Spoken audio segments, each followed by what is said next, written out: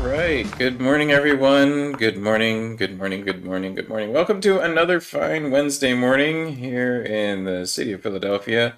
Welcome to another coffee break chat. I'm your host, James Jackson, he, they pronouns, executive producer, Light Thief Productions. Let's see. We got a pretty good show for you this morning. Had a little trouble getting our guest on, but we've got him now. This week's talk, we must dissent from indifference. America has no choice but to do better. It's a sort of paraphrase slash compaction of a quote by Thurgood Marshall, the first black Supreme Court justice.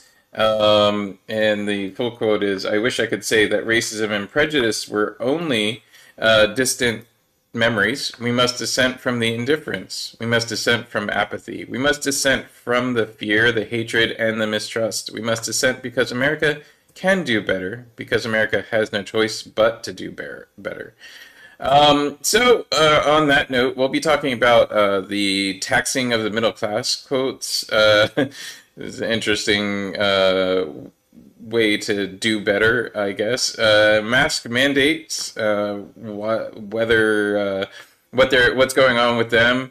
The biking situation in Philadelphia, some expansion of some biking infrastructure, and biking infrastructure in general. Pretty interesting topic there. We'll be talking about voting. Some interesting things happening with voting post pandemic response. I don't even want to call it post pandemic. We're not really out of the pandemic yet. I hate to tell y'all.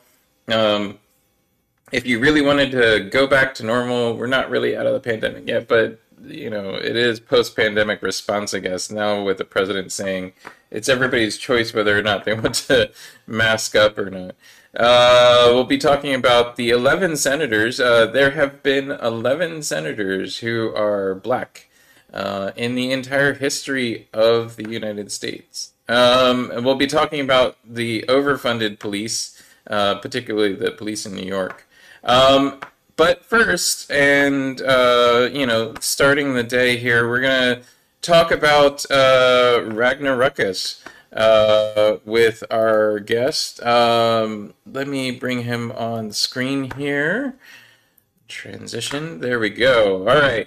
Welcome to the show, TJ Jacobs. Please introduce yourself, your pronouns, what it is you do. Hi there. So, yes, my name is TJ Jacobs. My pronouns are he, him, and I am a senior honors theater major with concentrations in acting, directing, musical theater, theater education, uh, and design technology at Rowan University. And I primarily specialize in puppetry and teaching artistry. And right now, for the past few years, I've been working on a show called RAGNARUCKUS, play on Ragnarok. It is a Norse mythology puppet show going from the creation of everything to the end of the world and all that lies in between using all recycled materials. That's an interesting way to approach the end of the world. Are you? I assume that's intentional since you're majoring in a lot of things that express the intent of the piece. What made you think to approach Ragnarok with the use of recycled materials? So the show has gone through a few different stages of development and what I originally wanted it to be, especially as like my understanding of like puppetry and what that could be changed. Because at Rowan, there's not a puppetry major. I've just been like studying it on my own. And I was thinking about all these different kind of figures that exist, and how I would make some of these characters. And one of the first ones I came upon was the World Serpent, Jormungandr, which is this giant snake, one of the children of Loki that kind of wraps around the entire planet underneath the ocean. And I started to think about how we have giant islands of garbage in our oceans, and how uh, I could use things like garbage bags, plastics, and etc. to make that snake, and then that kind of filtered on through to everything else. And it was also my way to kind of tie it back to like allegorically how these poems and things that a lot of these stories come from were written. So majority of our understanding of Norse mythology comes from the poetic and the prose Edda. And these were manuscripts that were written by Icelandic skalds in the like 1300s or so. Um, and our stories come from our understanding of the world around us, and they're built in metaphor. And so I started thinking, okay, well, they talk about in one poem this giant Fenrir being this giant mass. It's all troll shaped, and all this just like kind of really overwhelming sheer scope of size. And I was like, well, they live where there was volcanoes, and they talk about this wolf consuming all of the world from literally its jaws touching the sky and scraping the ground. Well, you can think about a wave of volcanic ash just consuming all in front of you, and hence you have this kind of wolf. So I started thinking about, all right, now how do I take this like dramaturgical understanding of how these myths were written and kind of recontextualize them Mm-hmm. fit our modern climate crisis. Um, and as well as some other issues in there that like how do I take these different ideas of what the gods represent and bring them to a modern audience, um, while still trying to stay true to yes, these are the Norse gods and goddesses and giants and such. That's really really a deep understanding of these pieces. I've been interested in Norse mythology for a long time myself. I know, I don't know if you noticed, a lot of my iconography, a lot of the Hmm. stuff that I do is based around the raven, but the raven god of the Northwest, the Pacific Northwest, indigenous people, and it's interesting to me, like the parallels in almost all indigenous cultures between different characters and the universality of those characters the thing I like best about Norse mythology is that all of these characters are kind of, they're neither like pure good nor pure evil. Hmm. Like there's always this kind of interesting play on what anybody is doing, whether Right. as to whether it's good or evil. Um, what One of the things that has in recent times sort of turned me off of Norse mythology is like there's kind of this co-opting of Norse mythology by kind of white nationalists and Yeah.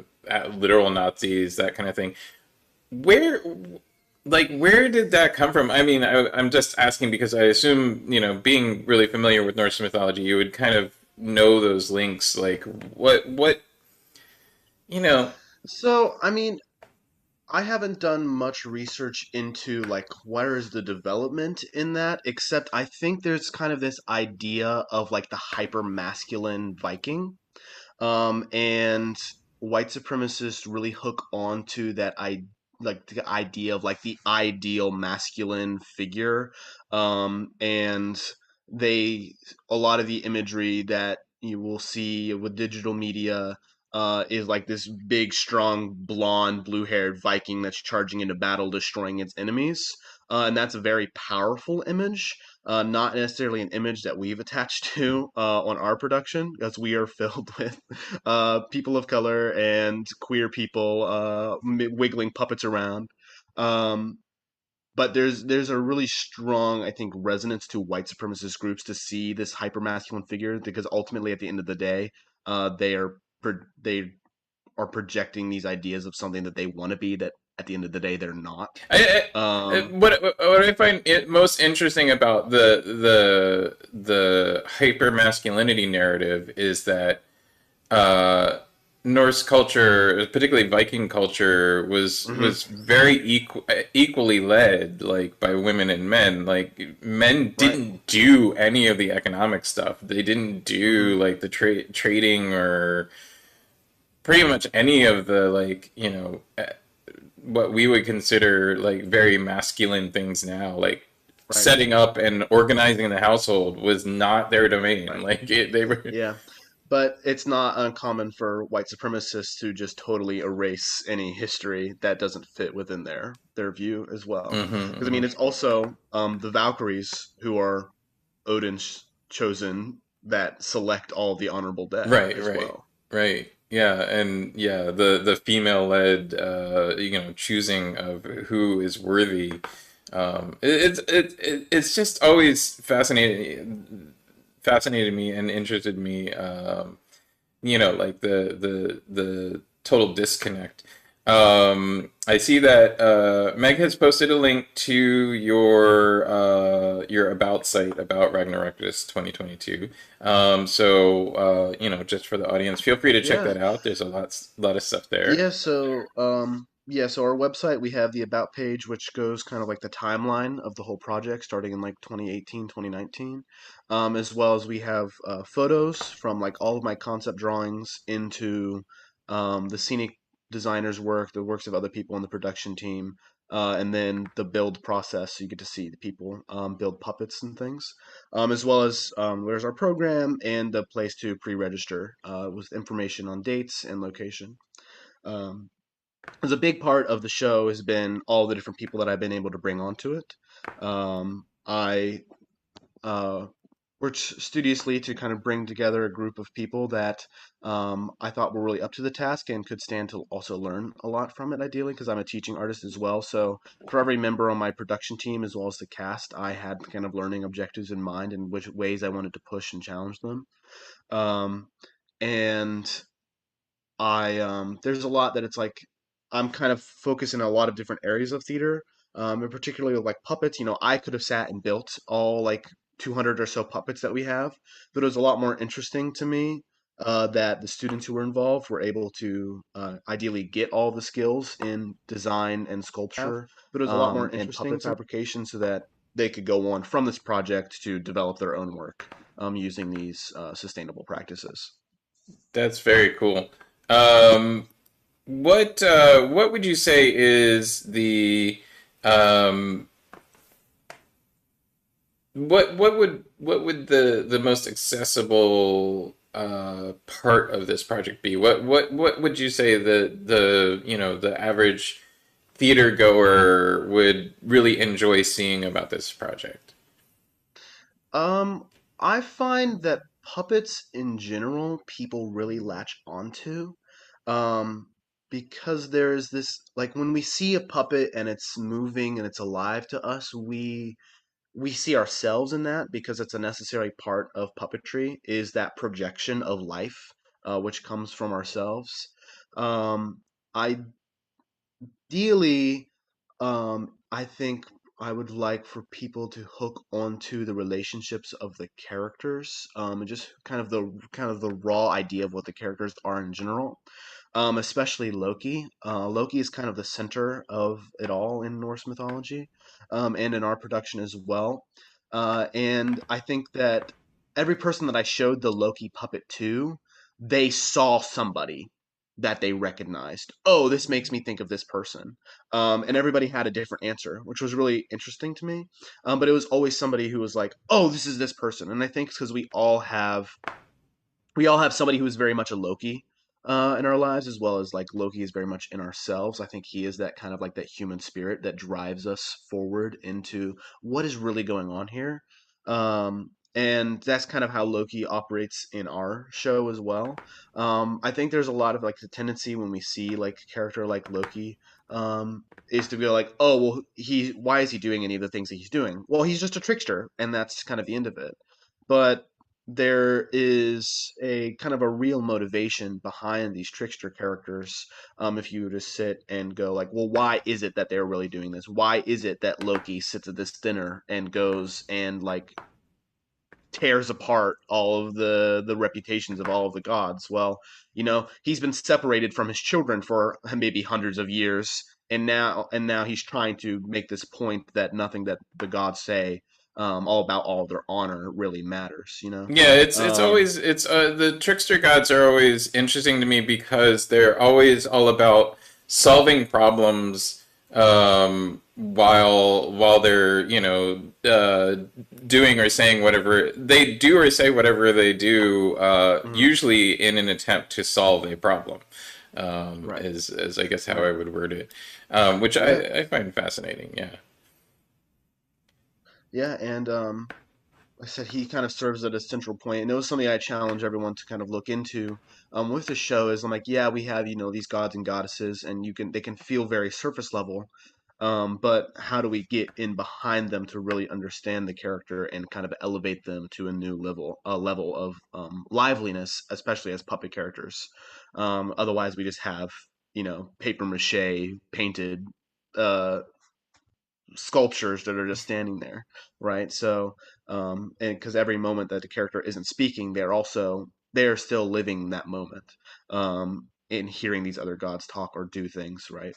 Um, so something I challenge the cast to really think about and researching their characters, and trying to understand what could be like the deeper motivations of the gods. What are the things like? There's a one part. Or as I kind of mentioned, there's a big dinner with all of the gods, and Loki just tears apart everybody, and he spreads all these rumors. It's based on the poem the Lokasana, and uh, you kind of have to wonder what's true and what's not, because we have like there's one thing where he's like, Odin, you and I blended our blood, and then Odin's like, basically, yeah, so you can join us, and then we have that one truth in the whole thing to latch onto. So you don't know whether or not all the other things, who slept with who does what, is true. And then I'm like, for the cast, I'm like, you have to decide whether or not for your character if what Loki said is true, because that's going to gauge how you react to it and how your characters interact through the rest of the play. Like, there's one goddess who, like, Loki's like, "Well, I slept with you while your husband was away." It's like, okay, well, is that true? And if that's true, how does that inform your other experience, the character's other experiences with Loki in a different scene? Right, right. I mean, that, and yeah, I always, when you have a cast with a lot of characters, that's always an interesting aspect to any script, really, that has multiple, like has five or more characters. Like you get, there's some cutoff line. I don't know what it is necessarily, but the narrow perspective of the character themselves versus the kind of perspective of the audience, is always an interesting thing to play with. Um, I also see Meg posted your pre-registration site. What can people do to see this show? When will it be? That kind of thing. Yeah, so the show opens on Earth Day, April 22nd, this Friday, so no better day in the world. And then we have Saturday at 2 p.m., and then it is next Wednesday and Thursday at 8 p.m. The show is completely free, but we will take donations for a climate action group, where the cast and I are still deciding right now. And we will be at the Rowan University campus at Bunce Hall, in the Black Box Theater. It's Bunce 159. And then we will also be recording the production and releasing it as well as a documentary. Cool.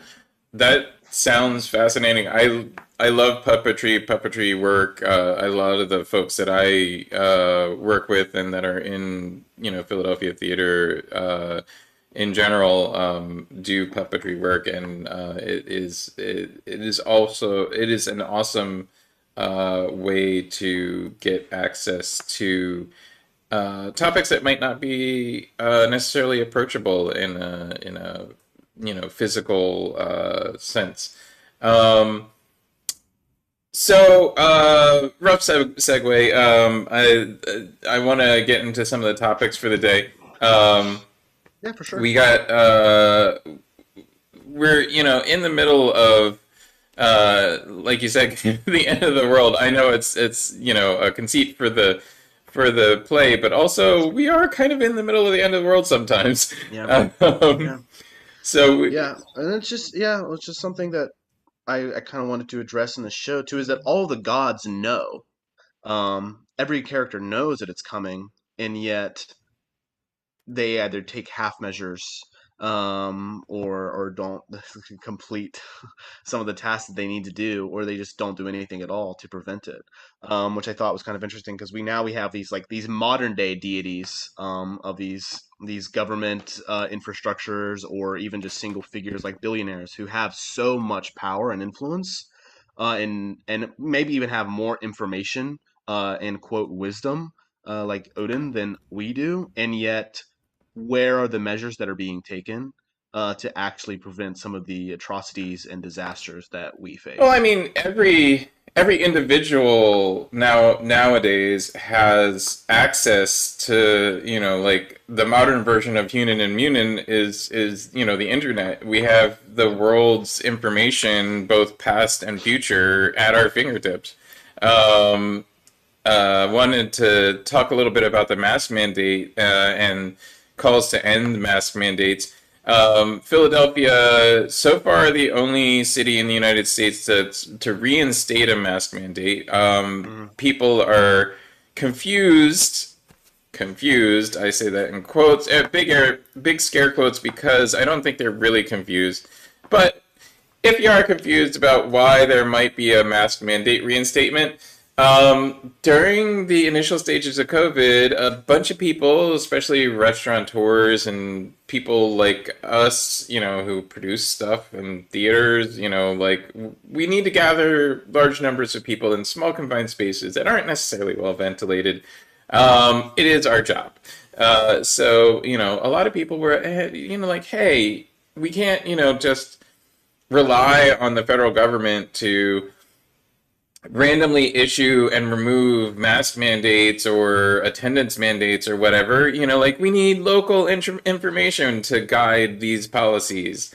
And I was all fine with that. Like that makes sense. Sure, we need local information to guide policies, especially on something that's hyper local. I think, like in a general sense, a better federal response would have handled this better. But local response is good too. Um, and so people complained about the federal mask mandate and said, "Hey, we should end this. Our local numbers don't look that bad." So the local Department of Health, the Philadelphia Department of Health, said, "Great. Well, as we end the national mandates, we'll establish new criteria that make sense locally. And, if we see things happening, we might reinstate a mandate or two." So, so people are confused or don't understand why Philadelphia isn't following the CDC's guidance right now. Well, the CDC looks at the whole entire nation, folks. Like, that's not. I don't think any of you are actually that dumb. But locally, we've gone from, for the past couple of weeks, ending with the wave that ended around March 20th. We had, new case averages around 80 per day through really the beginning of April.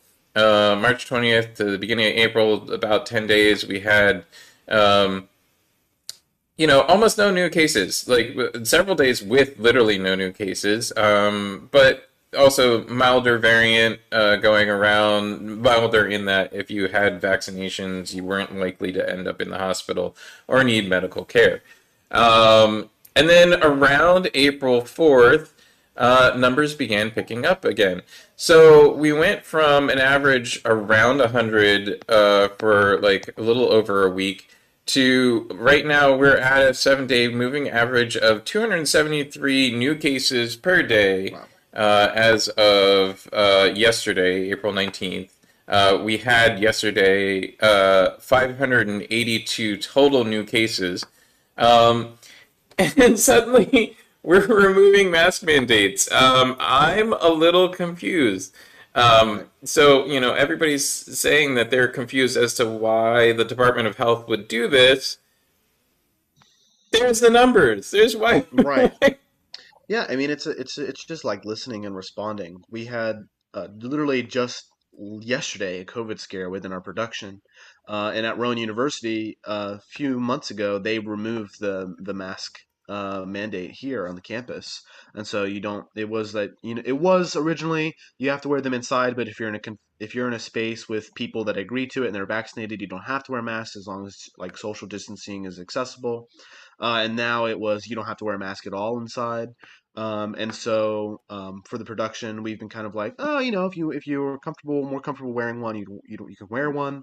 Uh, and then I get a call yesterday that one person on our production team was at a party after a film shoot, and came in contact with three people who tested positive for COVID. And that they were in the room making materials with two other members of my production team on Monday. And I was like, oh my gosh. And I'm like, meanwhile, like in the car with another member of my production team, after I ran into this person, and like it was like, all right, I was like, all right, you go get rapid tested right now, and then follow up with PCR tomorrow. Let us know what's going on as it's going on. Mm-hmm. I will be getting a rapid test, and then also everybody is wearing masks tonight. Right. We were literally in costume tech. We had makeup on our faces. We were wearing our full things, and we had to wear masks again. We hadn't really had to do that for a while, but it was instantaneous. All right, there's possible COVID transmission, so instantaneously we need to do something about it to address it to make sure that we keep everybody safe, and also protect the work that we're doing. And I just, so I didn't quite I haven't been quite understanding, but why people are, pushing back against all this. There's a lot of theories. There is a lawsuit currently. The city of Philadelphia was sued by a group of business owners and residents. The suit was filed by Thomas W. King III. He's an attorney representing the petitioners as a group, and he's also one of the litigators that filed the suit against the state of Pennsylvania for its mask mandate, and earlier in the pandemic, and I think I think perhaps he's just anti-mask. I don't know. Maybe you're calling me silly, but that's I think he's just has a problem with masking. Right. So I'm not exactly certain. One of the interesting things that has come out is that somebody did a study. Let me see if I can find this real quick. I didn't have the link. I didn't post the link, rather, in our topic group. But somebody did a study that when folks were interviewed and told about the actual dispersal, like the actual impacts on different communities of the COVID-19 pandemic, that white folks were more than twice as likely to suddenly consider the pandemic less serious, and also not be as concerned. Even like same interview, they were asked questions about their concern before before the information was given to them.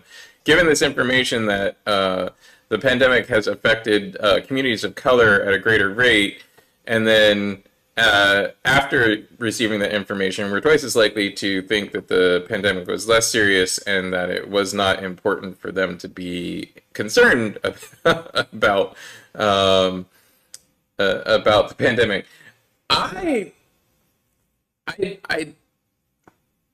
My community is intricately, like my personal social sphere is intricately tied with lots of people from all different backgrounds and whatnot.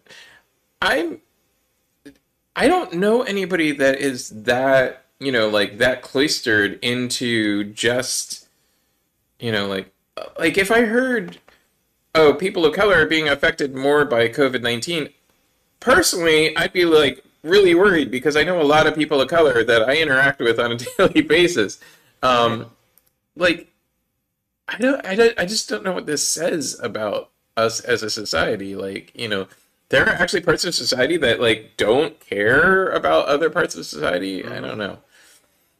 That, or I mean, that I feel like there's still such a stark divide in interaction too.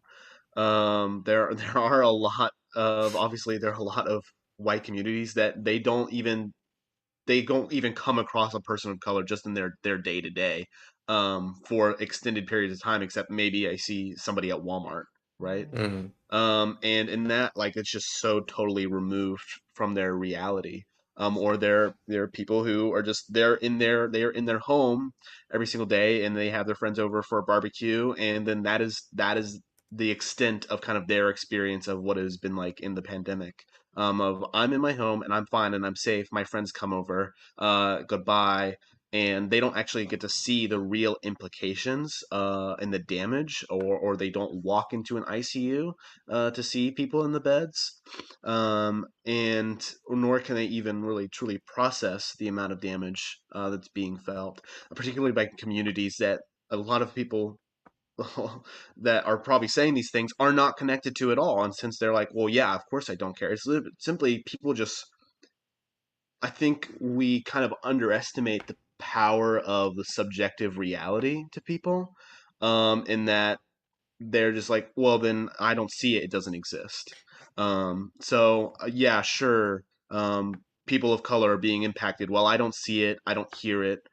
So therefore, it doesn't matter to me. I feel like is kind of the mindset. Yeah. The subjective reality is often the facts of subjective reality, the facts of, like um, individual self-determination, kind of this all blur, like these lines all blur together, like, Right. when somebody says, I want freedom to do this or that or the other, it's about subjective reality, it's about their Right. experience of reality. um uh what Mr. King's argument in this court case is that this goes against the state constitution, that Philadelphia has to follow, cannot issue laws or rules or mandates that are not in line with what the state legislature says. Um, this isn't not the first time that has been That has been an argument in a lot of places. yeah. Like Philadelphia has very specific gun laws. It has very specific laws about a lot of things that are not statewide, not accepted statewide. They're not statewide mandates, that kind of thing. And the legislature passed the law having to do with the city of Philadelphia having to follow statewide laws, in, I believe, 2015. I'm not exactly certain when, but they filed it in response to the city passing a ban on homemade guns, and thereby had the law against homemade guns repealed from the city of Philadelphia. I mean, I'm a maker myself. I think, making things, you should be able to, but at the same time, I understand why in a city like Philadelphia you don't want a bunch of weapons around that have no traceable provenance. You can't Right. you can't there's a give and take, Well, and most yeah. of the state does not live in an area that is has high a population density. Most of the state doesn't live where, you literally cannot, I literally cannot walk 3 feet outside of my house without running into another person. Right. So, that's at any rate. And um it completely, and again, it's and that idea of the reality of like it's a completely different understanding of and a way of interacting with the world too, of stepping out on your property and then just seeing like 5 acres in front of you, versus stepping out onto the concrete and seeing somebody laying on the street right in front of you. Right, right. Um, so, so what I find interesting about this whole argument, though, is that it seems like the state legislature wants to acknowledge local differences, local subjective reality in some cases, while at the same time and allowing certain cities or townships or villages to control their own destinies. Yet when Philadelphia passes a law that they don't like, all of a sudden, the whole state needs to be governed the same. I'm very confused Right. here. I'm very, very Super confused. reactionary. Yeah, yeah. Um, I don't know. It's also frustrating. It's Yeah. frustrating that we keep going back and forth like this. It Right. And I think too, like, there's a lot of with this masking now at this point, there's a lot of like there's a lot of trauma from just the pandemic that is still ongoing, waiting to be unpacked. And I know for myself, like, I'm on campus and I haven't had to mask up in a while. And the numbers have been really fine and we're good, we're chilling. And then again, we had a COVID scare, and instantly it was back on my face after so long. And I had just been thinking that morning about how nice, and then I didn't want to have to do it again. And then here we are. Um, and I think in that, like a lot of the reason, especially with maybe people who haven't necessarily been anti-mask to begin with, who've been like, yeah, we need to do what we need to do, have come to a point where it's like, I'm so tired of this at this point, and now putting it back on your face just feels like we're all the way back in the beginning of it, and it I, resurfaces all the feelings that we have had for now almost like 3 years I now. think that I think there's an interesting exploration that could be done there on untreated trauma. Um, Mhm. even if even if you don't personally know somebody who's died or been affected by COVID, and that number is shockingly low because enough people Mhm. have died from COVID or been affected by COVID that almost everybody knows somebody at least one degree of separation that Yeah. has been. But if you don't know somebody who died from COVID, like uh, I get that it's traumatic. There's this trauma, but it's this general trauma. It's like the war in Ukraine. Like we know this war is going on. We know a lot of people are dying, but it it doesn't directly affect me in Yeah. other than that it increases my anxiety level and makes Yeah. me like anxious, but there's literally nothing I can do about it. There's nothing I can Yeah. do to fix it. There's nothing I can do to change it. I'm Right. just Right. And I think in that too, there's a lot of people who don't necessarily have like the tools or the means necessarily to even deal with those feelings that we have, or like the increase in anxiety, um, either. Um, so it's like, with the war in Ukraine, it's like, oh, well, now every time I go on my phone in the morning, I feel like there's going to be a nuclear bomb dropped on my head.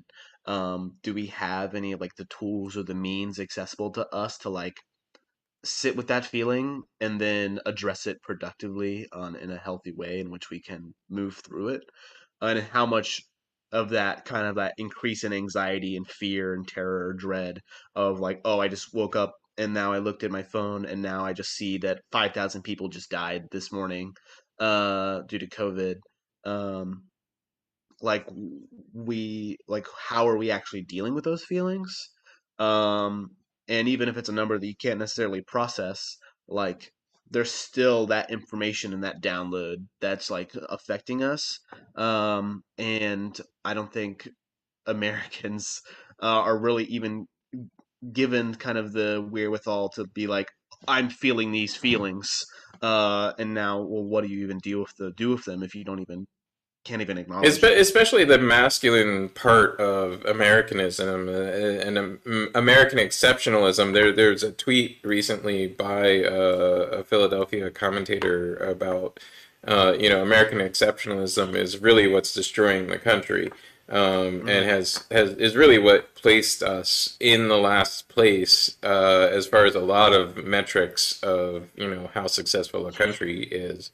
Um, We're and so exceptional, we're not exceptional. Right. Well, we believe in this exceptionalism myth so much that we tend to not strive for better anymore, and that's Right. I think a huge problem. Um, just to continue with the idea of um, actually protecting ourselves and dealing with trauma.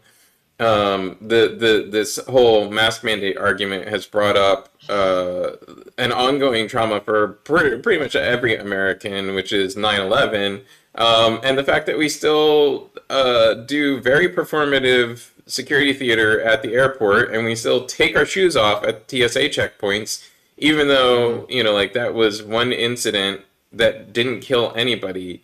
Uh, Nearly 20 years ago. I think it was in 2009 when somebody tried a first shoe bomb, and it was like 2012 when a second attempt was made. Right.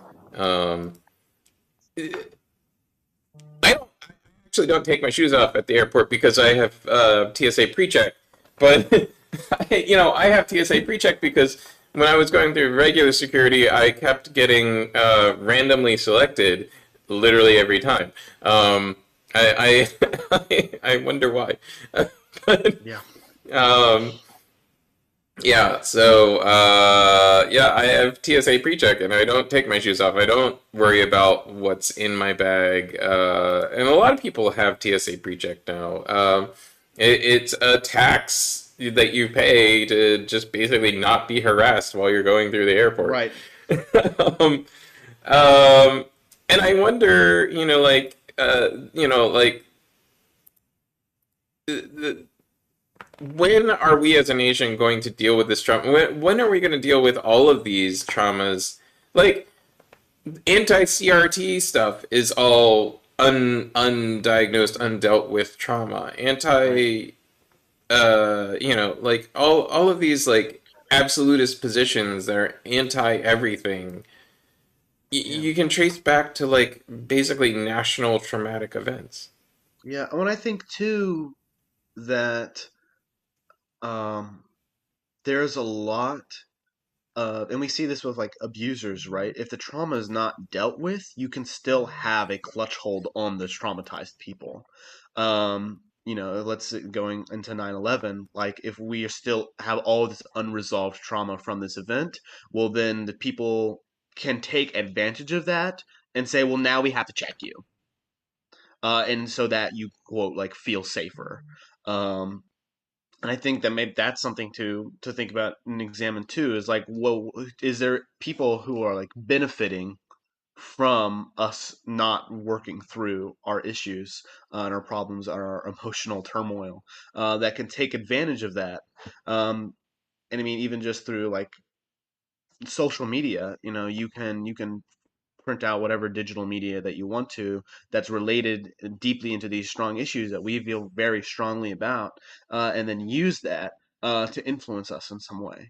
And I think there's a lot of potential of like, well, of course we don't want any of this solved because we can still use this in order to influence people through their feelings. Yeah. Um, another area that we often have strong feelings about is taxes, how much we pay Mm, to use and participate in this country, in this democracy. There, this is digging back a little bit, but it's by way of introducing a relatively current movement in the Republican Party. Mike Gibbons is a senatorial candidate from Ohio. He's also a multimillionaire investment banker who lives in Cleveland, and he was on a podcast talking about the 2024 elections, talking about his senatorial campaign, which is for this year. And he said the top 20% of earners in the United States pay 82% of federal income tax. And if you do the math, and 45% to 50% don't pay income tax, you can see the middle class is not really paying any kind of fair share, depending on how you want to define it. Well, aside from all the conditional words that he tossed in there to try and kind of, I think he realized mid-sentence that he was saying something that wasn't really correct. But uh, sure, the top 20% of earners pay 82% of federal income tax. I'm not doubting that. I'll take that number at face value, because the top 20% of earners in the United States earn 90% of the earnings that are made every year. So, Yeah, the possible money that's out there. I'm confused why this is a problem. I don't see where that's not a fair share. And 45, and it says, if you do the math, 45 to 50% don't pay any income tax. That's because they're below the poverty line. Over half of our Yeah, country is below the poverty line. Literally does not earn enough money right. to stay out And of. then still has so much money that's being taken out from them as Right. well. Yeah, because we all pay taxes, regardless of whether you pay taxes to the federal government or not. We all pay sales tax. We all pay taxes like road use taxes. We pay tolls, and like you can even talk about how Greg Abbott's border stunt is a tax. It's an unlevied tax. He just for those that don't follow the politics and news as closely as I do, Greg Abbott is the governor of Texas. He ostensibly controls traffic that enters the state of Texas through the DOT, and ordered that all trucks coming from Mexico, which is a lot of trucks, undergo Yes. a safety inspection. This safety inspection was sold to the public as a way of stopping human trafficking.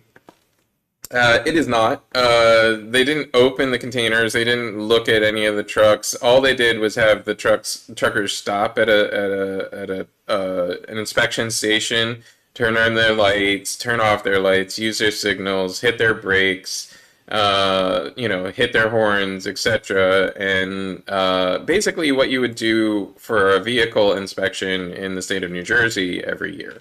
Hmm. Um, and this increased transit time at the border to up to 3 days. Truckers were waiting in line. Wow. And a lot of the trucks, something like 80% of the fresh fruit and produce that's sold in Texas comes from Mexico. And if you go to the grocery store right now, even here in Philadelphia, and pick up a bag of fruit or a vegetable, you'll often see hencho in Mexico, made in Mexico, because a lot of our fresh fruit and produce come from Mexico. It's cheaper to farm there because the income rates aren't as high. Um, and farming, if you try and automate it, still costs money. Automating Right. farming doesn't save you labor. Well, it saves you having to hire laborers, but it doesn't actually really save you money in the long run. Much like anything that you automate, and I'm sure you know this, building puppets. When you design mechanical systems, you have to maintain them, and maintaining them and designing them costs money. So, it's not like you can just, like, I'm sure you've experienced, replacing, like when you use a puppet in a show, it costs, nearly the same thing that it would cost to use an actor in a show. Even if you automated Hmm. that puppet, you'd have to figure out how to automate that puppet. You'd have to hire somebody or learn yourself how to program that puppet to Yep. be a Time mechanic. and money. Yep. Lots of duct tape. So these taxes, these unlevied taxes, just like it befuddles me, like how people can say that the middle class isn't paying enough taxes. But what you really get into is an interesting story that apparently Rick Scott, who leads the election. Rick Scott is the senator from Florida. Um, Hmm. he is also often compared to a vampire in media because he kind of looks like one. Um, he leads the congressional Republican election committee and recently released a platform that includes increasing taxes by $1,500 a year on middle class families, and in employing a tax against all income earners and non-income earners. Anybody who basically lives in the United States will have to, under his plan, pay a federal tax because, quote unquote, if they don't have skin in the game. Um, Interesting. Really fascinating. Yeah, really. I'd like to. Me and my ancestors would like to talk to him about the period from the 1940s to 50s when the FHA gave white folks home loans, but literally redlined black people from getting Yep. home loans and increased the wealth of the average American white family by over Hmm. $147,000. Um, Whereas the median black family is only $3,600 in amassed wealth generationally. Yeah, so yeah, I don't know necessarily that none of us has skin in the game, but Always got some somewhere. yeah. Um, Just, Go ahead. there's just so much. There's part of me I will wonder how much is disconnect and then how much is just intentional like malevolence. Yeah, and it's funny because visibly to look at Rick Scott, like physically fits the caricature description of an evil character in say a Disney movie. We gotta look at this guy. Yeah, it's it's fascinating. Like, um, yeah.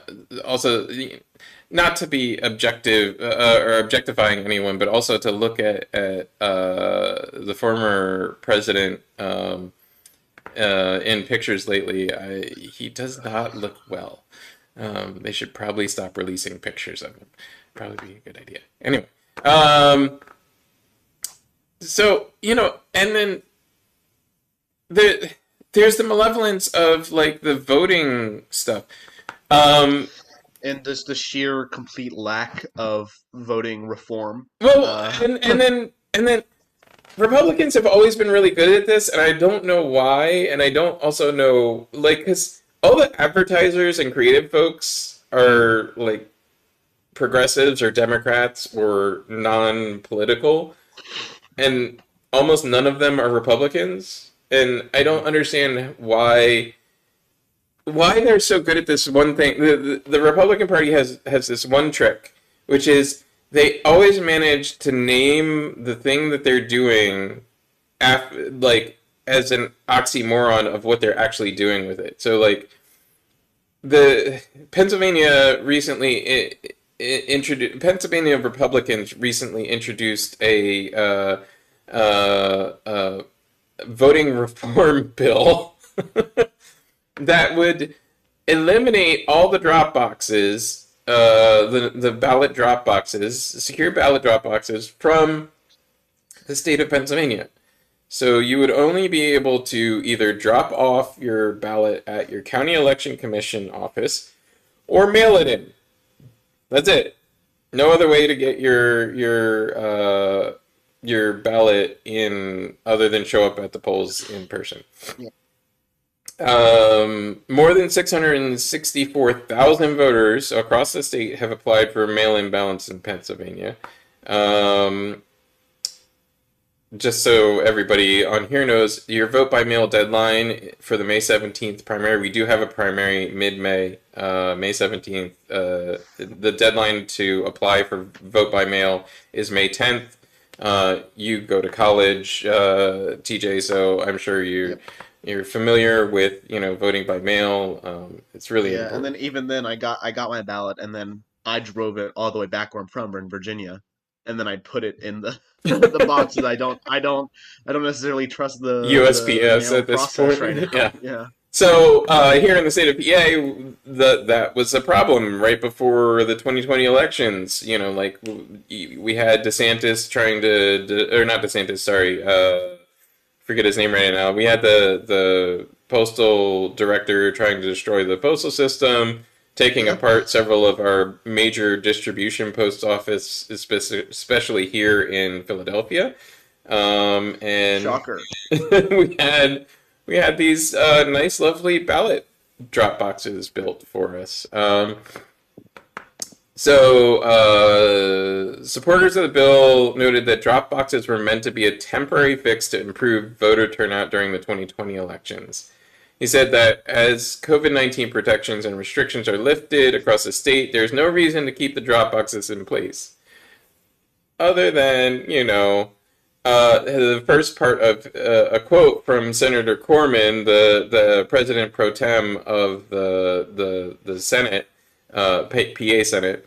I've said on numerous occasions recently that the cornerstone of any healthy democracy is the ability to vote and the access to vote. Well, agree with you there. But then he goes on to say, because that is one time when we're all equal. The second part of a truly healthy democracy is after the election having belief in the results.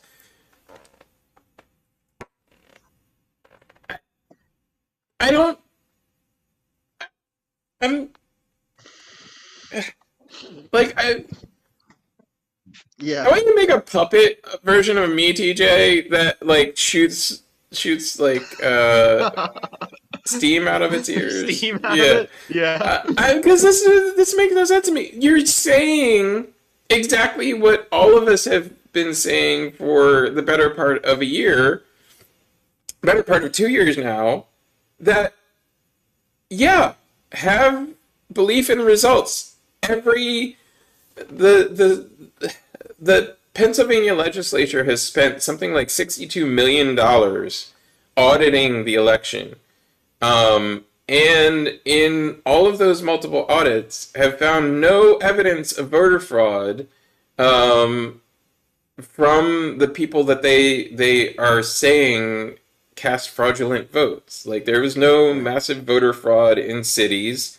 There was no voter fraud in the county of Philadelphia. There was no voter fraud in Pittsburgh. There was some voter fraud in the middle of the state, but it was all Republicans trying to vote multiple Right. times for Republicans.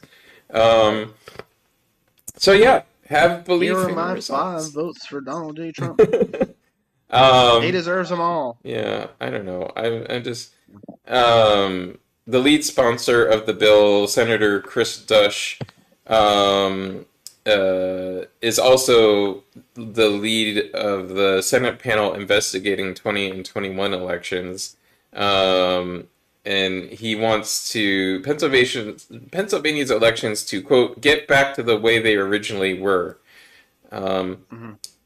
Pennsylvania's elections originally were only land-holding white men who are allowed to vote. So yeah, I can see where you might want to get. Yeah. Um, yeah, I don't know. How original do we want to get? I guess. Right. Can we revert all land rights back to the indigenous people? Yeah, then only indigenous people can vote. Sure, great. Um, 11. I just want to cover the last couple of things that we didn't really get into here. 11 senators that is the number of senators that have been black men, or that have been black. There was one uh, black woman senator in the Hmm. entire 200 plus year history of the United States.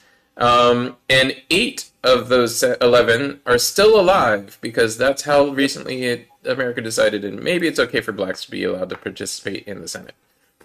Um, this. Maybe you could have some sort of representation at some of the highest levels of government. I don't know. I mean, maybe that might be great. Maybe we could avoid folks, calling into question our election results if the election looked representative of the United make up the United States. Black folks are 14% of the population. Maybe we could have 14 of 100 senators. That would be kind of cool. Hmm. Anyway, women are 52% of the United States population. Maybe we could have 52 female senators. That would also be kind of Right. cool. Anyway, and then the NYPD, interestingly, for those that don't know, there was a terrorism incident on the mass transit system, the MTA, in the Bronx last week. Um, Yes.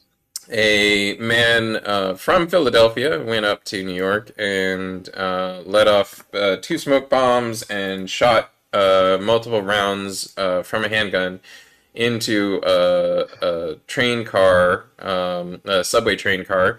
Um, Luckily, I don't know what the word is for this situation, but he only injured multiple people and didn't kill anyone. I guess it's not lucky so much as I don't even know what the right word is there. Yeah. Just not as terrible as things could be. Yeah. So there was a massive manhunt, and NYPD who recently received another couple $1 billion from the city to do their jobs. We're not the ones to catch the man who who was on the loose, but who had dropped his ID, his credit cards, and a loaded weapon on the train before he left the scene, and who then called the tip line to report his own location and asked the police to come arrest him at a McDonald's in the Bronx. And then he got sick of waiting for them because they took so long to respond to the scene that he walked away, but was called was citizens arrested by a local resident who saw him, recognized him, and asked him to stop and stay there, and who flagged down police officers and had them arrest him on the spot. Meanwhile, the NYPD's Strategic Response Group, which is a counterterrorism unit, was 2 blocks away at Tompkins Square Park enforcing an encampment sweep. So I guess they had time to get rid of homeless people and not time to Right. arrest. Well, not get rid of, Just just move continue along. to displace. Well, yeah. I mean, in English, get rid of is often a euphemism for kill or Right. to make disappear, and yeah, they do that by displacing homeless people too. So Yeah. True. um, yeah. Anyway, it's 11:05. I don't want to hold you up too much through for the rest of the day. I've enjoyed our conversation. I want to I thank enjoyed you it as well. for joining me. Any last thoughts? Any insights? Anything that you want to tell the audience? Anything that you need? I think we can just something I pose a question with with Ragnarukkus is about the power that all the gods wield, and how what is it they do to even hold themselves accountable? What can we do to hold them accountable? And I think in that thinking, who are the modern day deities that we hold up, and how do we hold them accountable? Um, with all the power that they have, and why is there not more action being taken to address many of the issues that we face? Um, you know, what can we do to hold gods accountable, right? Whether that's stop worshiping them or what. And the way that we worship things nowadays is with our money, and where that money goes. Um, in kind of all all aspects of that, right? From the time that we spend to the dollars where they're going, in practical sense.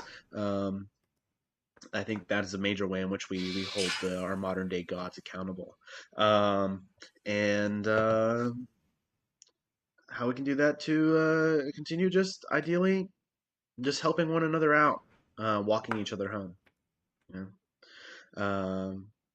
I thank you for the time that you've allowed me to be here. It's been wonderful talking to you, and I wish peace, love, and puppetry to one and all. Awesome. Thanks so much for joining us. Audience members, if you check out the chats, go see TJ's show. I'm sure you will be surprised and delighted. And a free show is always worth the watch. Even if it's bad, it's good. Yeah, to see some absurd puppet violence and the end of the world. Come on. There you go. Absurd puppet violence. Awesome. All right. Thanks so much, TJ. I'm going to take you off screen. Just going to be me talking to you guys. Hopefully you have enjoyed today's show. We're off for the next 5 weeks. We'll be back on June 1st with some more theater news and information, stuff going on. I believe Solo Fest is the weekends of the 17th and 24th of June. So we're gonna talk to a lot of theater companies about their Solo Fest shows, hopefully, and we'll and theater makers, people that are going to have stuff available for Solo Fest. If you don't know about Solo Fest, take a look. It's a really great time here in Philadelphia for Philadelphia theater, and a really great opportunity to see new and exciting plays. Um, like I said, we'll be back on the 1st. If you enjoy what you've seen, if you'd like to support a small locally owned company that is doing the work of trying to promote good information and get people out to entertainment, provide a platform for people to get their information out there, please consider supporting us by joining our Patreon, patreon.com/lightthiefproductions. Memberships for as little as $1 a month, $5 a month. $5 a month gets you access to behind the scenes information. There are levels above and beyond that that gets you more access, more ability to really help shape the company and the coverage. Yeah, if you have anything that you would like to talk about, anything that you would like to present to our viewers, please get in touch with us. Submissions at light-thief.com or submissions at lightthiefproductions.com. They both get to us. But yeah, please be sure to like, subscribe, hit that notification bell. Whatever venue you're on, we're on Zoom, we're on Facebook, YouTube, Twitch, Twitter, and Mobcrush. And we broadcast there every time we go live. Any of those, subscribing to any or all of those channels can get you notifications of when we go live. We do bring breaking news when it's in the Philadelphia area. And we continue to bring this show every week with news and current event topics. So join us in June, and we hope to see you then. For now, please, everybody, go outside. Enjoy the rest of your day. It's beautiful out. It's starting to get summer here, and this is one of the spring days in Philadelphia that you don't need an overcoat. So go out and enjoy, and hope to see you again in June, and have a great rest of your week.